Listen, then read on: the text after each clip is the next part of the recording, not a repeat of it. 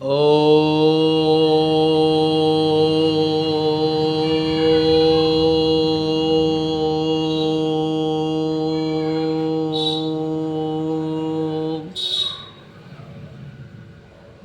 श्री गणेशाय नमः।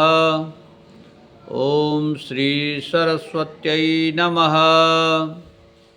ॐ परमात्मने नमः। ॐ परब्रह्मणे नमः। ॐ श्री गुरवे नमः। ॐ श्री हनुमते नमः। ॐ वर्णानामर्थसङ्घानां रसानां छन्दसामपि मङ्गलानां च कर्तारौ वन्दे वाणी विनायकौ। ॐ विघ्नेश्वराय वरदाय सुरप्रियाय लंबोदराय सकलाय जगाद्धिताय नागाननाय श्रुतियज्ञविभूषिताय गौरीसुताय गणनाथ नमो नमस्ते।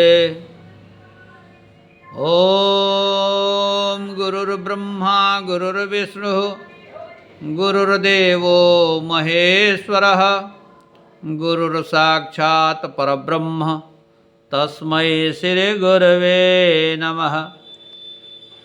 विनायकं गुरुं भानुं ब्रह्म विष्णु महेश्वरान् सरस्वती प्रणम्यादौ सर्वकार्यार्थसिद्धये।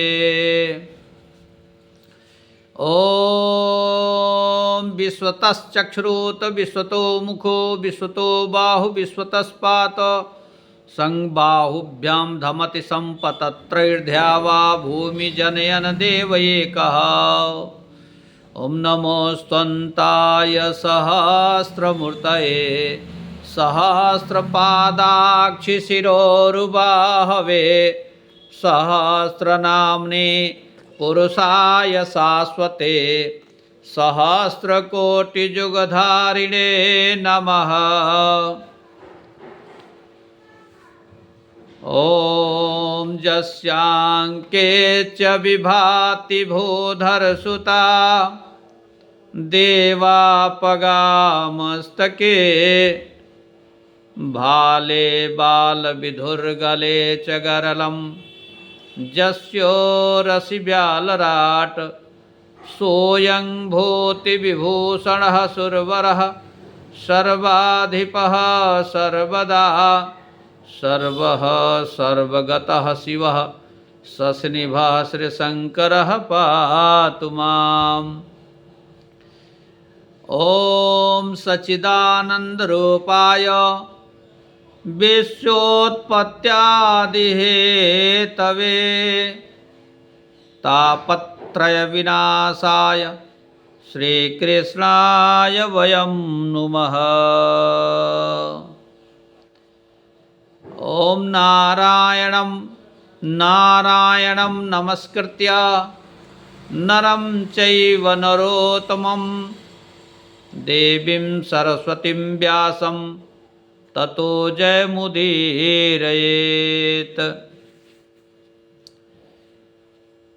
ॐ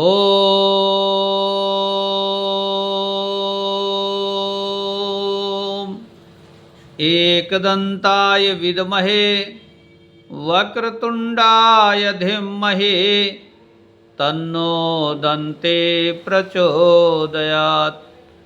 ॐ सर्वरूपाय विद्महे विश्वकर्मणे धीमहि तन्नो परब्रह्म प्रचोदयात्।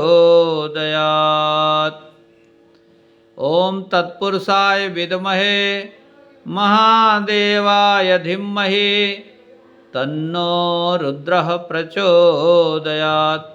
ॐ अंजनीपुत्राय विद्महे वायुपुत्राय च धीमहि तन्नो हनुमते प्रचोदयात्। तन्नो हनुमत प्रचोदयात्।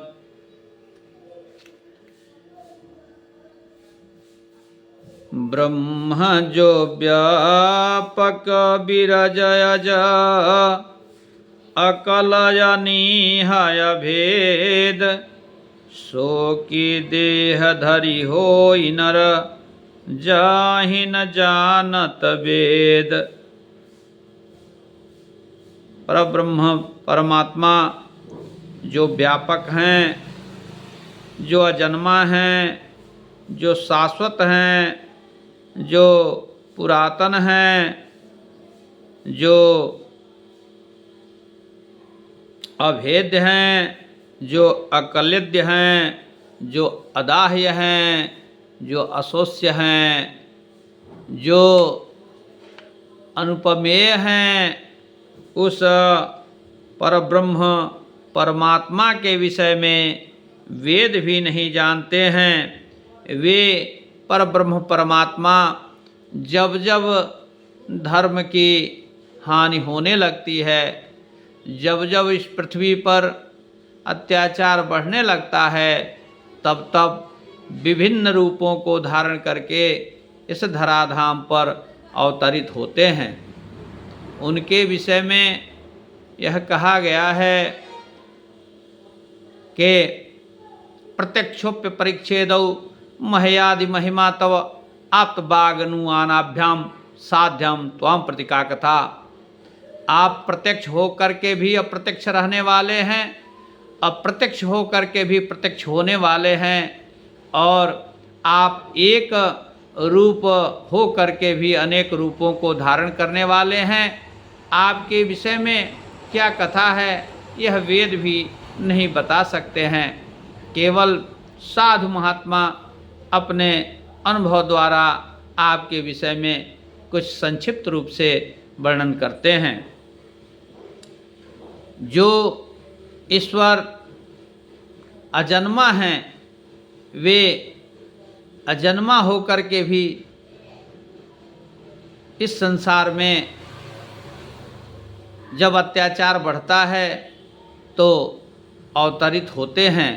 उनके विषय में गोस्वामी जी ने लिखा है कि जब जब होहि अधर्म, जब जब होहि धर्म के हानि, जब जब होहि धर्म के हानि, बाढ़हि असुर अधमय अभिमानी, तब तब धरि प्रभु विविध शरीरा, हरहि कृपा निधि सज्जन पीरा।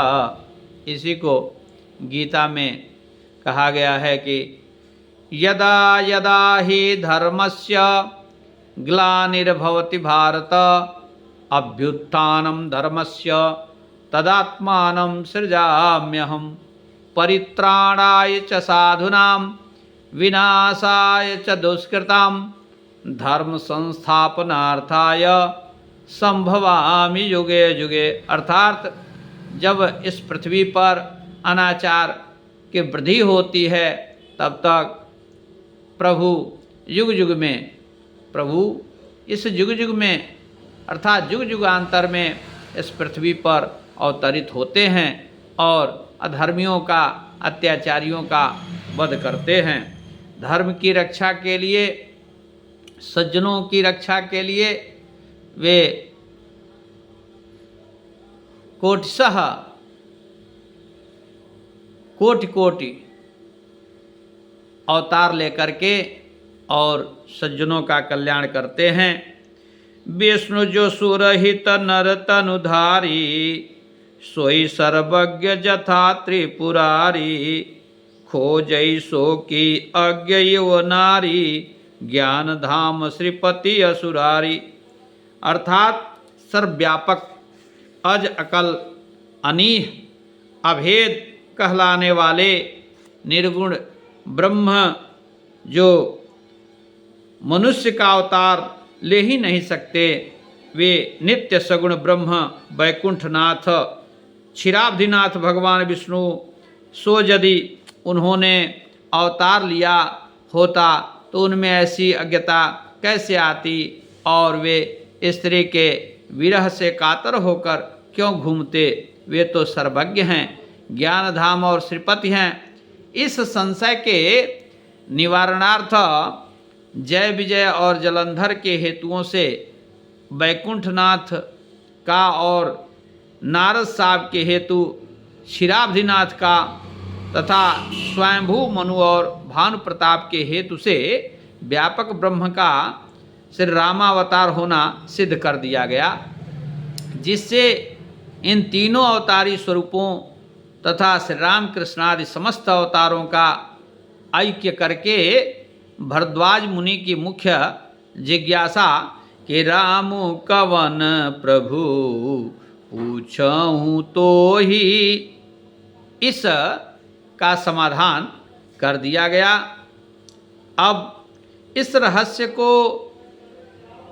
यथार्थतः नहीं समझने के कारण कहीं कहीं हरि और विष्णु शब्द के प्रयोग प्रसंगानुसार अलग अलग, कहीं परात्पर के अर्थ में और कहीं त्रिदेव अर्थात एक ब्रह्मांड नायक विष्णु के अर्थ में हुए हैं। उन सब को एक ही मान लेने से ऐसा अनर्थ उपस्थित हो जाता है कि हेतु की अनेकता के स्थान में परब्रह्म परमात्मा ही राम कृष्ण इत्यादि अनेक माने जाने लगे हैं।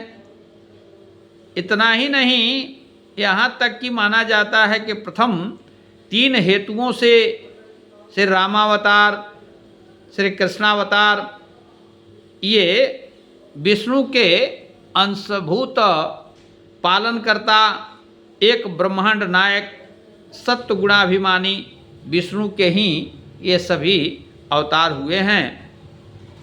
और चौथा स्वयंभू मनु के हेतु से होने वाला अंश रूपी परात्पर का अवतार साकेत धाम से होता है।